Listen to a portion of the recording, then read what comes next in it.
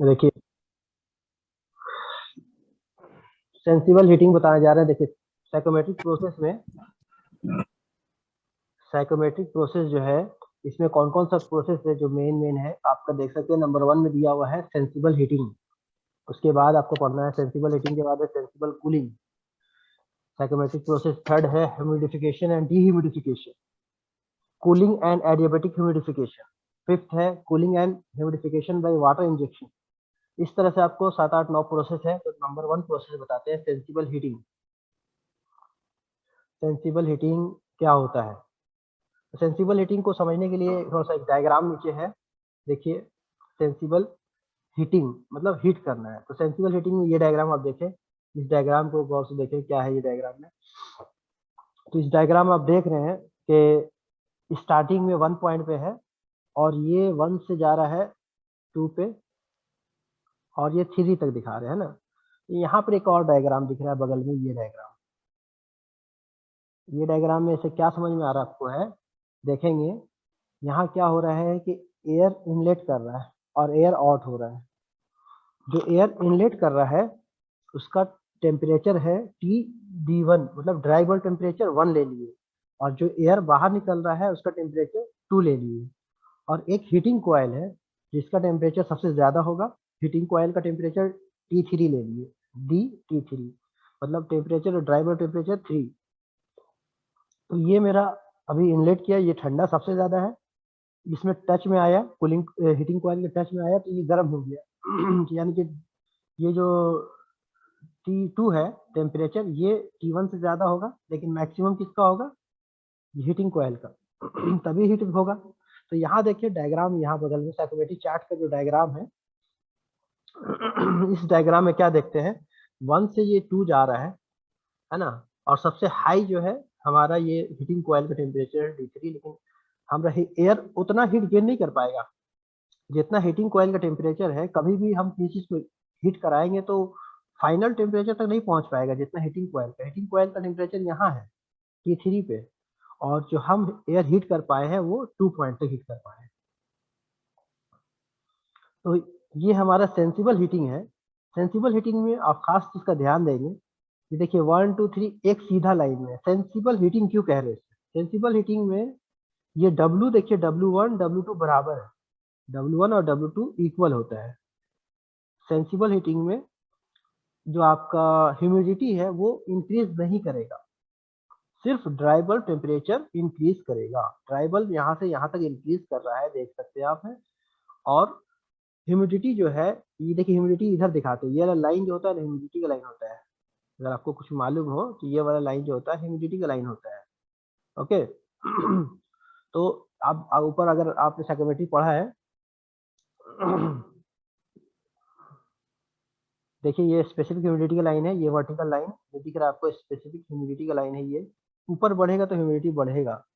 तो हम बताएं कि ह्यूमिडिटी कांस्टेंट है, मतलब देखिए ये ह्यूमिडिटी यहाँ 5 है, या 10 15 20 ऐसी ह्यूमिडिटी है। अगर कोई चीज़ यहाँ से ऐसे बढ़ता है तो इसका ह्यूमिडिटी यहाँ भी 15 होगा और यहाँ भी 15 होगा। तो उसी तरीके से आपको इस डायग्राम में जो दिखा रहे हैं आपको सेंसिबल हीटिंग में, तो सेंसिबल हीटिंग यहाँ से देखें, sensible heating without any change in specific humidity में कोई चेंज नहीं करना है, उसको known as the sensible heating कहते हैं। सेंसिबल हीटिंग में हमारा कोई इसमें चेंजिंग नहीं होता है, इसमें आपका स्पेसिफिक ह्यूमिडिटी में कोई चेंजिंग नहीं होगा। एयर इनलेट कर रहा है, हमारा टेम्परेचर T1 है, पासेज ओवर हीटिंग कॉइल, इसका टेम्परेचर T3 है, सोन फिगर में दिखाया गया। It may be noted that temperature of the air, temperature of the air जो लीविंग द हीटिंग कॉइल से टच होकर जा रहा है कितना निकल रहा है, वो हमारा टेम्परेचर ये है T2 है, जो कि मैक्सिमम टेम्परेचर से कम होगा हमेशा। मैक्सिमम टेम्परेचर से ये टेम्परेचर T2 जो है T3 से कम होगा। यहाँ से देखिएगा द सेंसिबल हीटिंग प्रोसेस जो है on the psychrometric chart showing the figure में दिखा रहे हैं। देखिए ये फिगर है हमारा, इस फिगर में हम बताए सेंसिबल हीटिंग कर रहे हैं 1 से 2। ये देखिए आपको पहले डायग्राम फिर से बताते हैं। एयर इनलेट कर रहा है, ये हीटिंग कॉइल्स के टच में आया, एयर हीट होके टेम्परेचर इसका पहले T1 था, अब temperature T2, dry bulb temperature D से दिखा रहे हैं, इनलेट T1 और निकल रहा T2, और ये जो हीटिंग कॉइल का टेम्परेचर है इसका टेम्परेचर है T3, ठीक है। तो हम अगर इसको साइक्रोमेट्रिक चार्ट में ड्रॉ करेंगे तो ऐसे ड्रॉ होगा, देखिए ये साइक्रोमेट्रिक चार्ट में ड्रॉ करना होगा। तो ये टेम्परेचर T1 ये हमारा एयर इनलेट का है, और जो एयर निकल रहा है उसका टेम्परेचर, ये वाला जो एयर आउट हो रहा है इसका टेम्परेचर T2 है, और ये T3 क्या है, ये कॉइल का टेम्परेचर है जो कि सबसे ज़्यादा है, हीटिंग कॉइल का टेम्परेचर यहाँ तक है। अच्छा, अगर हमको इंथैल्पी पता करना है तो साइक्रोमेट्रिक चार्ट से इसका इंथैल्पी यहाँ देख लेंगे, इस पॉइंट का इंथैल्पी यहाँ देख लेंगे। अब दोनों का अगर इंथैल्पी पता चल गया, मतलब कितना ये हीटिंग हुआ इसमें, T1 से लेकर 2 जो है यहाँ से निकला जब, तो उसमें जो हमारा सेंसिबल हीटिंग है जो हम ये बता रहे हैं, सेंसिबल हीटिंग में ह्यूमिडिटी नहीं बढ़ता है, ह्यूमिडिटी कांस्टेंट होता है, सिर्फ ड्राई बल्ब टेम्परेचर बढ़ता है। साथ ही साथ एक और चीज होता है, वो क्या चीज है, यहाँ पर आप देख सकते हैं, ये जो कर्व लाइन ऐसे लिया हुआ गया है, ये कर्व phi1 phi2, ये क्या है आपका मालूम है, ये रिलेटिव ह्यूमिडिटी है। जब हम सेंसिबल हीटिंग करेंगे तो उसमें क्या होगा, हमारा रिलेटिव ह्यूमिडिटी घट जाएगा। देख सकते हैं ये रिलेटिव ह्यूमिडिटी का कर्व, ये वाला कर्व ऐसे एक है और दूसरा कर्व ये वाला है, तो क्या हो रहा है, ये कर्व नीचे की तरफ जा रहा है। देखिए रिलेटिव ह्यूमिडिटी का कर्व देखिएगा, देखिए ये कर्व है रिलेटिव ह्यूमिडिटी। जब देखिए हम अगर एक डायग्राम, जैसे हम लाइन ड्रॉ करते हैं, यहाँ एक लाइन अगर ड्रॉ करते हैं ऐसे सीधा लाइन ऐसे, तो इस पॉइंट का रिलेटिव ह्यूमिडिटी 80% है और इस पॉइंट का रिलेटिव ह्यूमिडिटी 20% है। तो जब हम सेंसिबल हीटिंग किए इस डायरेक्शन में, ड्राई बल्ब टेम्परेचर यहाँ से बढ़कर यहाँ तो चला गया, ड्राई बल्ब टेम्परेचर यहाँ कुछ था और इंक्रीज होके यहाँ तक आ गया, लेकिन इस दौरान क्या हुआ, इसका जो रिलेटिव ह्यूमिडिटी है वो देख रहे हैं आप है 80% था इस पॉइंट पे, और इस पॉइंट पे कितना हो गया 20%, तो रिलेटिव ह्यूमिडिटी घट गया। तो आप इस सेंसिबल हीटिंग को समझ गए होंगे कि हीटिंग ऑफ द एयर जिसमें हम हीटिंग कॉइल का इस्तेमाल कर रहे हैं, और इसमें ह्यूमिडिटी जो है कांस्टेंट है, ह्यूमिडिटी हमारा कांस्टेंट है। देखिए ह्यूमिडिटी ये यहाँ पर दिखाते हैं इस कॉलम में, ये जो वर्टिकल कॉलम है ये ह्यूमिडिटी का कॉलम है, स्पेसिफिक ह्यूमिडिटी बोलते हैं, स्पेसिफिक ह्यूमिडिटी कांस्टेंट है, लेकिन जो रिलेटिव ह्यूमिडिटी है फाई जो है वो घट रहा है सेंसिबल हीटिंग में। तो ये सेंसिबल हीटिंग का डिफिनेशन हो गया। व्हाट इज सेंसिबल हीटिंग आ सकता है आपको, कि सेंसिबल हीटिंग होता है क्या है, तो आप आसानी से बता लेंगे कि सेंसिबल हीटिंग होता क्या है। एक बार हम फिर से बोल देते हैं, heating of air without any change in specific humidity में कोई चेंज नहीं करना is known as sensible heating. Sensible heating, और इसमें खास एक चीज का और ध्यान रखना है कि सेंसिबल हीटिंग में होता क्या है हमारा, देखिए यहाँ से द ड्राई बल्ब टेम्परेचर जो होगा the dry bulb temperature increases, dry bulb temperature D1 से लेकर D2 तक जाएगा, बढ़ जाएगा, और relative humidity reduces phi1 to phi2 घट जाएगा। ये आप डायग्राम में देख सकते हैं, इस डायग्राम में आपको देख सकते हैं। और इसका अगर हम फॉर्मूला लिखेंगे, जो सेंसिबल हीट हुआ, हीट ऐड कितना हुआ, तो हम हीट ऐड निकाल सकते हैं H2 - H1। हीट ऐड कितना हुआ ड्यूरिंग सेंसिबल हीटिंग के दौरान में, उसमें हीट कितना ऐड हुआ। अच्छा, क्वेश्चन कभी कभी आएगा उसमें लिखा जाएगा सेंसिबल हीटिंग, तो आपको ऑटोमेटिकली एक लाइन ऐसा ड्रॉ करना है जिसमें एकदम सीधा लाइन ड्रॉ करना है, और सीधा लाइन में स्पेसिफिक ह्यूमिडिटी को बराबर रखना है, स्पेसिफिक ह्यूमिडिटी नहीं चेंज करना है। ये लाइन एकदम हॉरिजॉन्टल होगा। कब होगा, जब हम बात करेंगे सेंसिबल हीटिंग की। अब हम बता दिए कि हीट एडेड होता है H2 - H1, देख सकते हैं यहाँ डायग्राम, इस पॉइंट का H2 यहाँ आ रहा है, इस पॉइंट पे आ रहा है H2, और इस पॉइंट का H1 यहाँ। आप डायग्राम साइक्रोमेट्रिक चार्ट तुम लोगों के पास है, जीरोक्स करके आपस में बांट लो, और जो मेन कॉपी वो हमको दे देना, ठीक है। हाँ तो ये हम 2 पॉइंट और H1 पॉइंट को सब्ट्रैक्ट कर लेंगे तो 1 से 2 में कितना हीट हुआ पता चल रहा है। अच्छा, इसका एक दूसरा फॉर्मूला नीचे भी दिया हुआ है, देखिए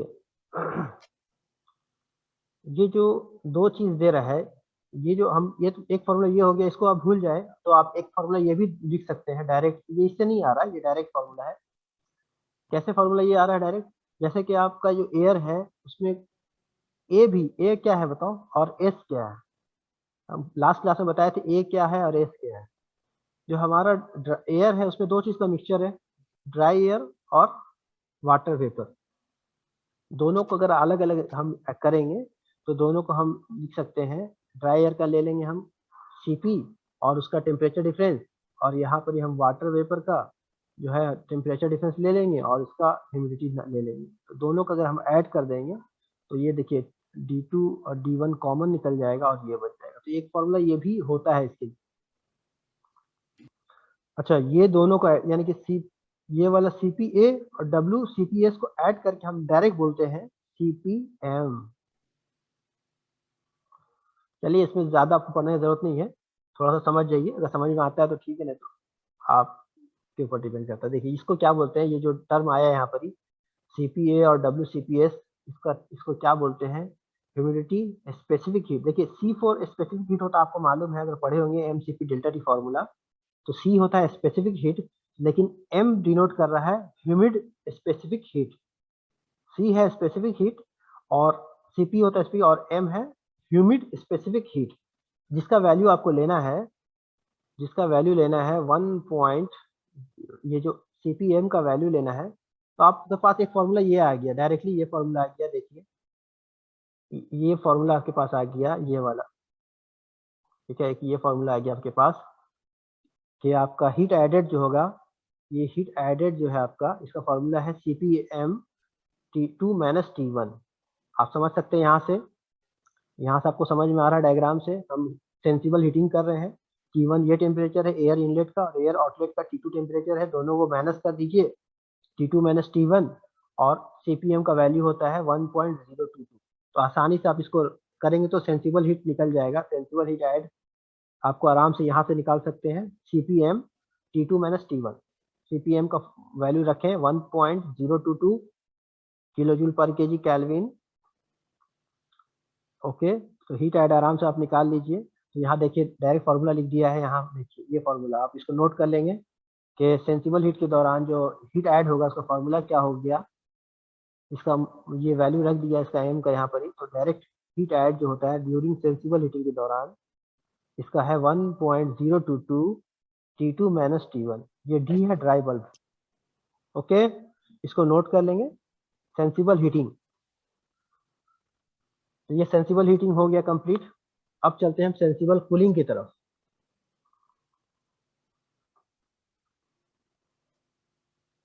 तो यहाँ ये नोट में ये बता रहा है कि सेंसिबल हीटिंग के लिए ये जो हीटिंग कोयल है, इसके अंदर से हम कुछ भी कर सकते हैं, गर्म करने के लिए स्टीम भी पास कर सकते हैं, है ना, हम स्टीम भी पास कर सकते हैं।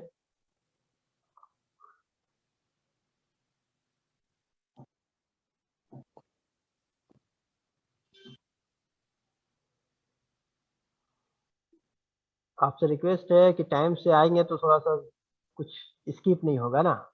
अब हम आते हैं सेंसिबल कूलिंग की तरफ, इस दूसरा टॉपिक पे आ गया है ना। एक नेक्स्ट टॉपिक है सेंसिबल कूलिंग। सेंसिबल कूलिंग क्या होता है, तो आपको जैसे सेंसिबल हीटिंग बताएं उसी तरह सेंसिबल कूलिंग है। सेंसिबल कूलिंग में हम बता दे रहे हैं फिर से वही बात कि स्पेसिफिक ह्यूमिडिटी चेंज नहीं होगा।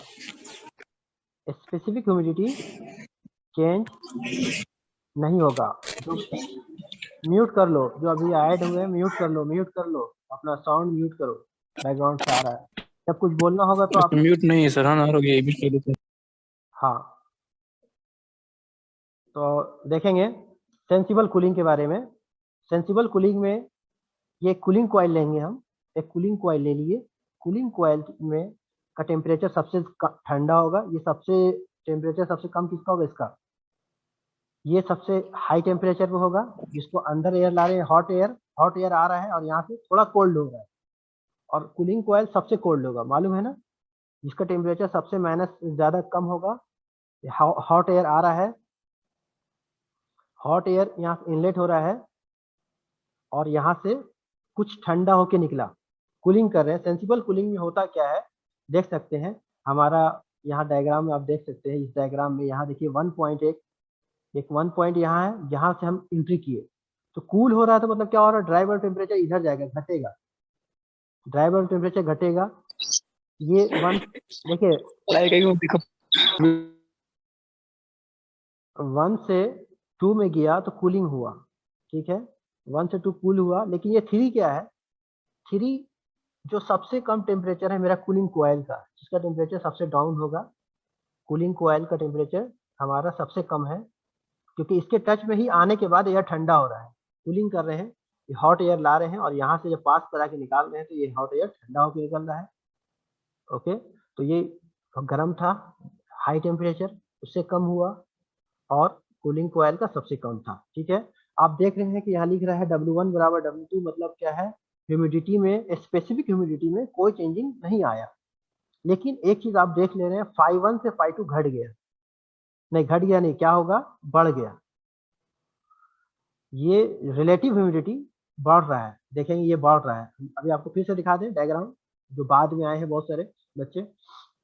देखिए ये रिलेटिव ह्यूमिडिटी का कर्व है, हम बताए हैं अगर हम इसको इधर से इधर की तरफ जाएंगे, अगर एरो सीधा जाएगा, ये थोड़ा टेढ़ा हो रहा है अगर, तो ये अगर हम इस तरह से जाते हैं स्ट्रेट, तो क्या हो रहा है, देखिए ये वाला कर्व 40% है और ये कर्व 80% को टच कर रहा है।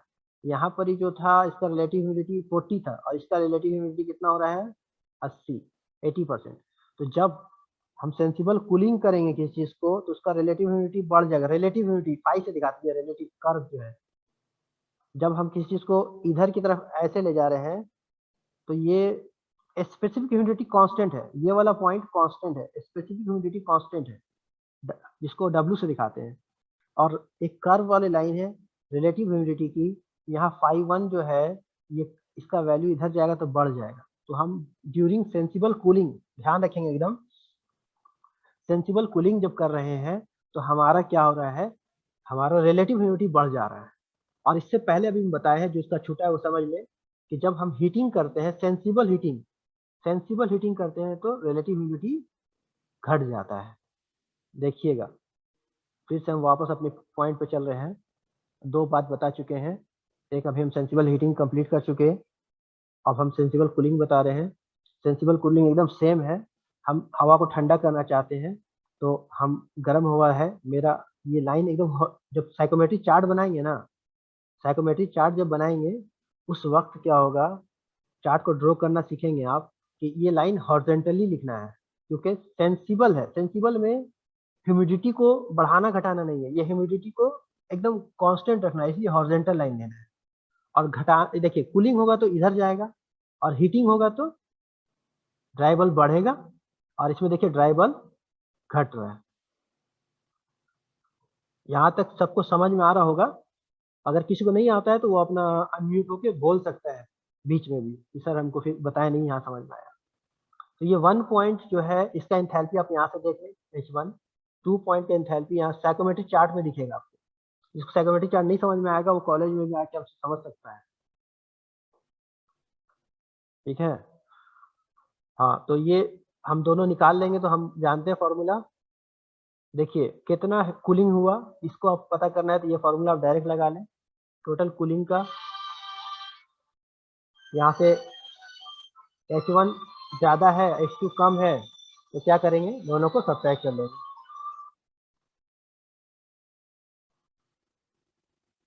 हाँ सर बोलिए। हाँ सर क्लास चल रहा है। चाय के लिए बुला रहे थे, आते थोड़ा देर। हाँ तो साइकोमेट्रिक चार्ट में आपको, क्योंकि देखिए ये एक एक लाइन से डायग्राम बनेगा, आगे क्वेश्चन जब आएगा ना तो आपको ये लाइन समझना है कि ये लाइन हॉरिजॉन्टल क्यों है, ये लाइन इधर क्यों जा रहा है, इस डायरेक्शन में क्यों जा रहा है, क्योंकि ये कूलिंग हो रहा है तो सबको समझ में आ रहा है कि कूलिंग हो रहा है, लेकिन ये सेंसिबल कूलिंग है। सेंसिबल कूलिंग में ह्यूमिडिटी को कांस्टेंट रखना, याद रखना, ये W1 W2 कांस्टेंट होगा, यहाँ तक हो गया।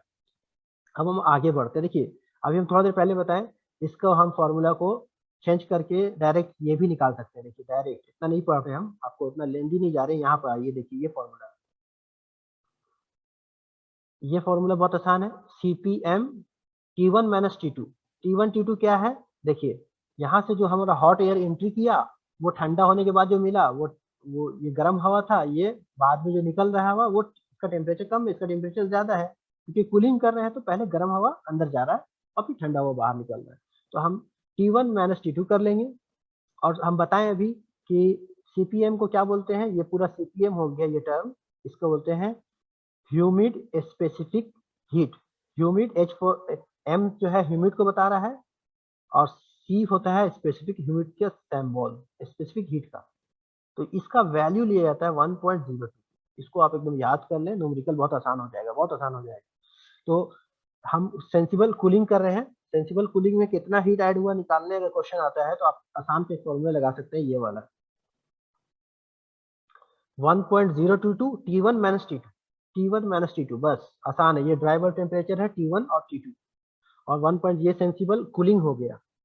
और इससे पहले भी हम बताएं आपको सेंसिबल हीटिंग में भी यही फॉर्मूला है 1.022 T2 माइनस T1। यहाँ हीटिंग कर रहे थे इसलिए जो हायर टेम्परेचर उसको पहले लेना और जो लोअर है उसको बाद में लेना।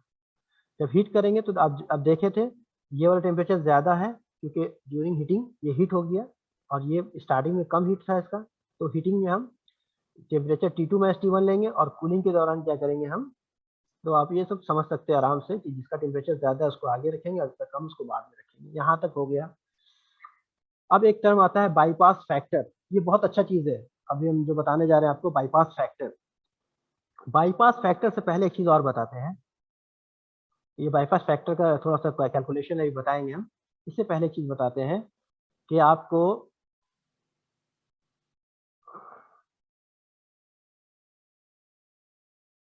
एक टर्म आता है ह्यूमिडिफिकेशन, एक आता है डीह्यूमिडिफिकेशन। एक टर्म आता है ह्यूमिडिफिकेशन और एक टर्म आता है डीह्यूमिडिफिकेशन। देखिए ये टर्म आता है ह्यूमिडिफिकेशन, ये क्या होता है, व्हाट इज ह्यूमिडिफिकेशन, ह्यूमिडिफिकेशन क्या है और डीह्यूमिडिफिकेशन क्या है। आपको जैसे कि कभी कभी बरसात के दिनों में आपको डीह्यूमिडिफिकेशन करना होगा। कब करना होगा, बरसात के दिनों में क्या करना होगा, ये करना होगा डीह्यूमिडिफिकेशन। रेनी सीजन में डीह्यूमिडिफिकेशन की आपको जरूरत पड़ेगी। क्यों जरूरत पड़ेगी भाई, जब आपके एयर में ह्यूमिडिटी के जब क्वांटिटी बढ़ जाएगा, एयर मॉइस्चर कंटेंट ज्यादा हो जाएगा, तो आपको डीह्यूमिडिफिकेशन करना है, मतलब ह्यूमिडिटी को कम करना है, इसी को बोलते हैं डीह्यूमिडिफिकेशन। और अगर आपको राजस्थान वगैरह इलाके में चले जाएंगे जहाँ ड्राई एयर है, जहाँ का एयर ड्राई है, उसको ह्यूमिडिफाई करना पड़ेगा, उसमें मॉइस्चर कंटेंट को ऐड करते हैं, मॉइस्चर कंटेंट को ऐड करते हैं, that is called humidification. Air में मॉइस्चर कंटेंट कम है, ऐड करना है, ह्यूमिडिफिकेशन हो गया। ठीक है, देखिए यहाँ लिखा हुआ साफ साफ एडिंग ऑफ मॉइस्चर कंटेंट। देखिए यहाँ आपको डिफिनेशन लिखा हुआ adding of moisture content to the air without changing dry bulb temperature को छेड़े बिना। उसमें ड्राई बल्ब टेम्परेचर में नहीं कुछ चेंज होगा, उसमें हम मॉइस्चर को ऐड कर देंगे, दैट इज कॉल्ड ह्यूमिडिफिकेशन। और removal of, similarly removal of moisture from the air, से मॉइस्चर को हटाना विदाउट, बिना चेंज किए। क्या चीज बिना चेंज किए, ड्राई बल्ब को बिना चेंज किए अगर उसमें से मॉइस्चर को घटा देते हैं, that is called dehumidification, that is dehumidification. यहाँ देख सकते हैं। अच्छा, अभी हम जो साइकोमेट्रिक चार्ट का डायग्राम है आपको बहुत इंपॉर्टेंट है न्यूमेरिकल बनाने के लिए। ये डायग्राम का जो लाइन है वर्टिकली अप और डाउन, अभी जो बताए थे हॉरिजॉन्टल लाइंस बता रहे थे, अभी वर्टिकल लाइंस। वर्टिकल लाइंस से साफ समझ में आ रहा है कि ह्यूमिडिटी 1 से 2 में ह्यूमिडिटी बढ़ रहा है। देखिए ये स्पेसिफिक ह्यूमिडिटी जो है आपका, देखिए ये 1 से 2 कर रहे हैं, स्पेसिफिक ह्यूमिडिटी बढ़ रहा है, लेकिन देखिए नीचे ड्राई बल्ब है, ये ड्राई बल्ब है, ये ड्राई बल्ब कांस्टेंट है, 1 का भी ड्राई बल्ब उतना ही या 2 का भी ड्राई बल्ब सेम है।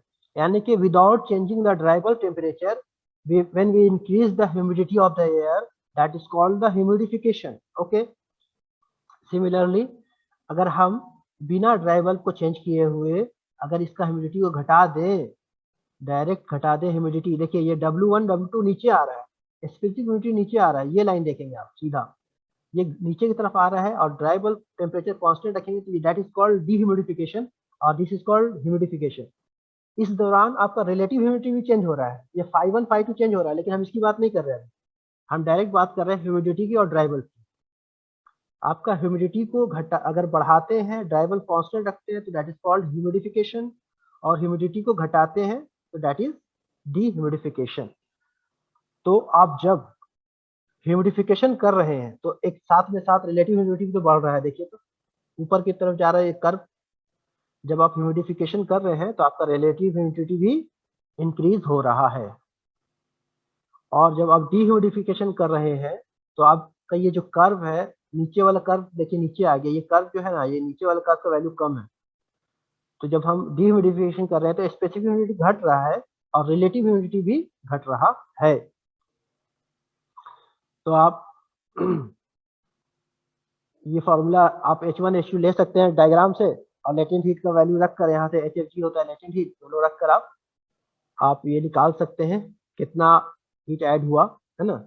मैथमेटिकली आप इसको यहाँ डेरिवेशन है, आपको H2 - H1 फॉर्मूला हम इजीली साइकोमेट्रिक चार्ट से निकाल सकते हैं कि हम जो हीट ऐड किए वो कितना हीट ऐड किए, है ना। LH क्या है यहाँ पर, ये लेटेंट हीट है। बाईपास फैक्टर ये क्या होता है, दोनों टाइम में होता है। हम बताएं अभी को हीटिंग भी बताएं, कूलिंग भी बता दें। हीटिंग करते हैं और कूलिंग करते हैं तो इसमें एक बाईपास फैक्टर आता है। जैसे बहुत सारे लोग हैं ना, लाइन बाईपास कर जाता है, साइड से निकल जाता है, वही चीज है बाईपास। कुछ कुछ लोग सोचते हैं कि हम चेक पोस्ट में भी साइड से निकल जाते हैं बिना मतलब फंसे हुए। तो हीटिंग में भी बाईपास होता है, कुछ लोग भी, कुछ एयर जो है बिना हीट हुए पास हो गया, एयर हीट होने आ रहा था लेकिन बिना कॉइल को टच हुए वो पास हो गया, तो वहां बाईपास फैक्टर लगेगा। और कुछ कूलिंग कॉइल में भी ऐसा हो सकता है। तो आप देखें, जैसे कि हमने एक एयर लिया है, यहाँ एक डायग्राम से समझा देते सीधा सीधी कि एक एयर लिए हैं, 1 kg एयर ले लिया, एयर है मेरा 1 kg एयर लिए हैं, ये कूलिंग कॉइल है, मतलब इस एयर को ठंडा करना है हमको। कॉइल है, चलिए हीटिंग कूलिंग जो भी रहे, अभी कुछ नहीं लिखा है, डायरेक्ट कॉइल लिख दिया। तो इसको हमको कॉइल से मान लीजिए हीटिंग कर रहे हैं, या जो भी मान सकते हैं आप, कोई मुश्किल नहीं है। तो हम हीटिंग कर रहे हैं, पूरा 1 kg एयर आ रहा था, लेकिन पूरा एयर इसके टच में नहीं आया। कुछ मान लीजिए x kg, मान लीजिए कि 200 ग्राम 300 ग्राम एयर जो है साइड से निकल गया, इधर से साइड से अपना गली पकड़ा निकल गया। मतलब ये ऐसी डब्बा दिखा रहा है, बिना डब्बा के मतलब ये बताना ये चाह रहा है कि ऐसा है कि जो इसके बिना कांटेक्ट में आए, इस कॉइल के बिना कांटेक्ट में आए, डायरेक्ट निकल गया। कौन? एक्स एयर जो है, यानी टोटल 1 kg था, उसमें से x kg जो है मतलब उसका कुछ पार्ट बिना इसके कांटेक्ट में आए हुए निकल गए, तो वो तो ठंडा नहीं हुआ। अगर हम ठंडा कर रहे हैं, ये मेरा कूलिंग कॉइल है जो भी है, तो इसके अगर कांटेक्ट में नहीं आया तो ये तो मेरा कूल नहीं ना होगा। अगर मेरा गर्म एयर था, इसको हम ठंडा करना चाह रहे थे, तो एफिशिएंसी डाउन होगा। हम पूरा एयर मेरा ठंडा नहीं हुआ, कुछ जो यानी कि 1 kg में x को घटा देंगे, इतना ही एयर ठंडा होगा, 1 - x, ये इतना ही एयर मेरा कूल हो पाया। बाकी जो x kg इधर से निकल गया साइड से, इसको हम कूल नहीं कर पाए, इसको कूल नहीं कर पाए। तो इसके लिए एक फॉर्मूला लगता है। देखिए, कौन बेचारा साइड से गया और कौन कूल हुआ, दोनों को देख लो और दोनों को जोड़ो, और टोटल जोड़ने के बाद देखिए, एक अगर हम ये x को, x एक x है ना, पेन ले लेते हैं, एक x kg है और एक है मेरा इधर नीचे में बचा है 1 - x, क्या है यहाँ 1 - x, टोटल 1 kg था, उसमें से x यही दो पार्ट में टूट गया, 1 kg x इधर चला गया और 1 - x जो है इधर चला गया। ठीक है, तो दोनों को हम ले लेते हैं, x kg का हो जाएगा x m, ये हो जाएगा CPM, और TD1 इसका जो टेम्परेचर D1 है वही टेम्परेचर इसका रह गया, इसका टेम्परेचर चेंज नहीं हुआ। अच्छा, जो इसके कांटेक्ट में आया, जो कॉइल के कांटेक्ट है, कॉइल का टेम्परेचर T3 है, तो कितना आया, x में x 1 में x kg घटा दिए, 1 - x kg इसके कांटेक्ट में आया, तो इसके लिए लगाएंगे 1 - x CPM और टेम्परेचर इसका रखेंगे T3, दोनों को ऐड करेंगे और जो एयर निकल रहा है दोनों फिर से जुट के निकल रहा है, यहाँ से ये एयर और यहाँ से ये एयर दोनों मिक्स हो गया, यहाँ दोनों मिक्स हो गया, तो ये जो एयर है टोटल जुड़ जाएगा, दोनों जोड़ देंगे तो फिर से 1 हो जाएगा, 1 kg आ जाएगा, तो फिर से 1 kg एयर बन गया, और इसका स्पेसिफिक हीट ये हो गया, और इसका जो दोनों मिलकर जो टेम्परेचर आउटलेट में मिल रहा है, ये मेरा टेम्परेचर T2 मिला, तो आउटलेट का टेम्परेचर जो है T2 टेम्परेचर है। तो ये एक फॉर्मूला आ रहा है यहाँ से, इस फॉर्मूला को अगर आप सॉल्व करेंगे, देखिए इसको अगर आप घर कॉपी ले लें, बैठे सॉल्व करें, तो इसमें देखेंगे ये दोनों टूटेगा, इसको सॉल्व कीजिए, तो यहाँ से आपको देखिए ये आपको 1 CPM TD हो जाएगा यहाँ से, और फिर -x CPM TD3 हो जाएगा। आप इसमें से कॉमन वन लेंगे, आप सॉल्व करेंगे, तो इसमें से आपको x एकदम अलग कर देना है, x अलग करेंगे तो आपको ये टर्म आएगा और फिर ये टर्म निकल के आ जाएगा। अगर किसी को नहीं आ रहा है तो बोलो, हम पूरा बता दें एक एक लाइन बाय लाइन, लेकिन बन जाना चाहिए, बच्चा वाला चीज। ये एक लाइन इक्वेशन है, इसको आप सॉल्व कीजिएगा, कर लेंगे सब, तो ये आ जाएगा। यस सर, हो जाएगा। है ना। ये एक्स जो है, इतना जो एयर था, एक्स केजी एयर जो था यहाँ से जो गया बिना टच हुए, इसका कैलकुलेशन है एक्स। इसका कैलकुलेशन के लिए देखिए फॉर्मूला समझ जाइए क्या है ये, शॉर्टकट में बताते हैं। इसका टेम्परेचर कितना है T3, और जो निकल रहा है उसका T2, T3 minus T2 divided by T3 minus T1। ये मेरा फॉर्मूला निकल के आ रहा है, T3 minus T2 divided by T3 minus T1। ये इतना एयर जो कांटेक्ट में नहीं आया। अब देखिए formula, x is called the bypass factor. x क्या कहलाएगा मेरा, bypass factor. Coil is generally, इसको बोलते हैं BPF, इसको बोलते हैं बाईपास फैक्टर। एग्जाम में आता है ये बहुत ज्यादा। तो बाईपास फैक्टर हम लिए हैं हीटिंग कॉइल के लिए, ये वाला हीटिंग कॉइल। हीटिंग कॉइल में मालूम है कि सबसे ज्यादा टेम्परेचर किसका होगा, कॉइल का टेम्परेचर होगा। तो इसको हम आगे रखेंगे, T3 माइनस T2 और T3 माइनस T1 हीटिंग के दौरान में। अब कूलिंग के दौरान में क्या हो जाएगा, कूलिंग में किसका सबसे ज्यादा टेम्परेचर होगा, जो एयर अंदर आ रहा है ना। तो कूलिंग कॉइल में फॉर्मूला में हमारा ये आ जाएगा, जो हायर टेम्परेचर में यहाँ पर ही T2, अगर इसको कूलिंग कॉइल में देखेंगे तो ये ज्यादा होगा, ये कम होगा, फिर ये ज्यादा होगा, ये कम होगा, ये उलट जाएगा। ये वाला जो टर्म है ये आगे चला जाएगा और ये वाला टर्म पीछे आ जाएगा। ये bypass factor of cooling coil के लिए हो जाएगा, और ये bypass factor for heating coil के लिए हो जाएगा। बाईपास फैक्टर बहुत आसान है,